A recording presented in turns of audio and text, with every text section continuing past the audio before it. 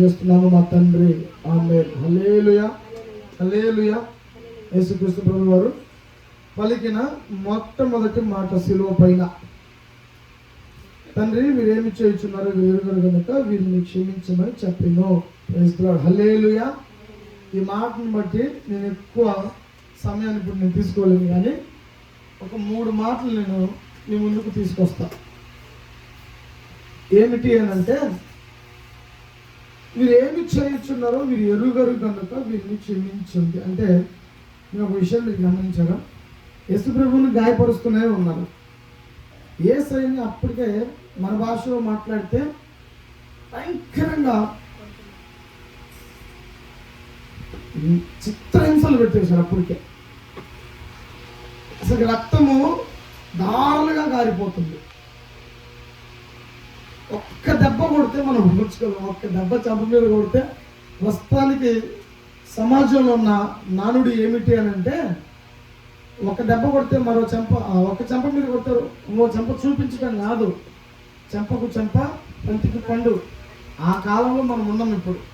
కానీ యేసయ్య మీద పూర్తిగా శరీరం అంతా గాయపరుస్తున్నా, ఆ శిలువలో మేకులతో కొట్టి మధ్యాకాశంలో వేలాడదీసిన, ఆ తల మీద ముళ్ళ కిరీటం పెట్టిన ఆయన అంటున్నాడు, తండ్రి వీరు ఏమి చేయుచున్నారో వీరు ఎరుగరు గనుక వీరిని. మీకు ఒక విషయం చెప్తా. నిజంగా యేసుక్రీస్తు ప్రభులు వారు ఆ మాట దానికి కొన్ని కారణాలు ఉన్నాయి. ఎవరైతే నేరము మోపారో వారే శిక్షించారా, లేకపోతే నేరము మోసి శిక్షింపజేసే తప్పు చేశారా? వాస్తవంగా యేసు ప్రభువుని శిక్షించిన ఎవరే కానీ నోరు మెదపలేదు ఆయన శిక్షించమని. ఎవరు నోరు మెదిపారు? హల్లెలూయా. అర్థమవుతుందా? యేసుక్రీస్తు ప్రభువులు వారిని శిక్షించిన ఎవరే కానీ ఆయనను శిక్షించాలని నోరు మెదపలేదు. ఆయనతో కూడా తిరిగిన వారు, ఆయన బోధలు విన్నవారు, ఇస్కరియోతు యూద అప్పగించాడు, పరిసయ్యులు, సద్దుకయ్యులు, పాస్టర్లు, వీళ్ళే నోరు మెదిపి దేవుని అప్పగించింది. భయంకరంగా చిత్రహింసలు పెడితే ఆయన అన్నాడు, తండ్రి వీరు ఏమి చేయుచున్నారో వీరు ఎరుగరు కనుక వీరిని క్షమించండి. ఆయన ప్రాణం పోయేంతగా కొట్టాడు. అయినా ఆయన అంటున్నాడు వీరేం చేయుచున్నారు. ఎందుకనంటే అది తండ్రి ప్రేమ. ఈరోజు ఈ మాటలు వింటున్న మన ఆత్మీయ జీవితంలో కూడా ప్రతిదానికి ఉలిక్కిపడి మీరు చూడండి, పరిశుద్ధ గ్రంథంలో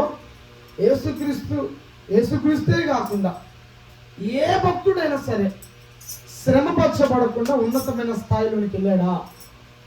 సుఖానుభవాలు అనుభవిస్తూ ఉన్నతమైన స్థాయికి వెళ్ళారా? ఎవ్వరు వెళ్ళలేదు. ఎవరైతే వారిని తగ్గించుకుంటున్నారో వారు ఉన్నతమైన స్థాయిలో హెచ్చింపబడినట్లుగా మనం చూస్తున్నాం. ఎంత మట్టుకు మనం తగ్గించుకోవాలి అని అంటే, మన మీద గాయాలు పడుతున్నప్పటికీ మనల్ని ఊరక అవమానిస్తున్నప్పటికీ మనం క్షమించే వారిగా ఉండాలి. హల్లెలూయా హల్లెలూయా హల్లెలూయా. తండ్రి వీరేమి చేయుచున్నారో వీరు ఎరుగరు కనుక వీరిని క్షమించండి. మనం ఇక్కడ మూడు మనం నేర్చుకోవాలి. మొట్టమొదటి మాట ఏమిటి అని అంటే, మనల్ని ఎవరైతే హింసిస్తున్నారో వారి గురించి ప్రార్థన చేయాలి, వారిని మనం క్షమించాలి, వారిని మనము సహోదరులుగా భావించాలి. హల్లెలూయా. ఈ తాపత్రయంలోనికి మనందరం రావాలని యేసుక్రీస్తు ప్రభువులు వారి శిలువ మీద ఉండి కోపం లేదు, ఎవరిని దూషించలేదు. మీరేమి చేయుచున్నారు వీరు ఎరుగరు కనుక వీరిని క్షమించండి. ఈరోజు వాక్యం వింటున్న మనలో కూడా యేసుక్రీస్తుని మరలా ఎన్నో సందర్భాలలో ఆ శిలువ మీద పడిన నరక యాతన కంటే ఎక్కువగా మన ఆలోచనలు, మన తలంపులు, మన క్రియలు, మన మాటలు, మన చూపులు, మన వ్యక్తిగతమైన జీవితం ద్వారా ఎంతగానో దేవుని గాయపరిచాం. అయినా మన మీద ఆయన కోప్పడితే మన బ్రతుకు ఏమైపోను. ఆయన అంటున్నాడు, తండ్రి వీరేమి చేయుచున్నారు వీరు ఎరుగరయ్యా, అందుకే లోకంలో ఉన్నారు, అందుకే ఇంకా శాపంలో బ్రతుకుతున్నారు, అందుకే ఇంకా లోకాశ్రమంలో బ్రతుకుతున్నారు. వీళ్ళు క్షమించండి అని అన్నారు. మనం కూడా అలాంటి ఆలోచనలలోనికి యేసయ్య మనసును గ్రహించి ఆ మనస్సును మనందరం కలిగి ఉండాలని ఈ మాట మనందరినీ హెచ్చరిస్తుంది. కనుక ఆ రీతిగా మనందరము క్షమించే గుణము కలిగి ఉందుము గాక. హల్లెలూయా. మనందరము మనలని గాయపరిచిన వారి నిమిత్తము, మనలను ఇబ్బంది పెట్టిన వారి నిమిత్తము, మనలను దూషించిన వారి నిమిత్తము ప్రార్థన చేసే వారిగా ఉందుము గాక. ప్రతి ఒక్కరిని కూడా మనందరము సహోదరులుగా భావించి మనందరి నిమిత్తము ప్రార్థన చేయడము గాక.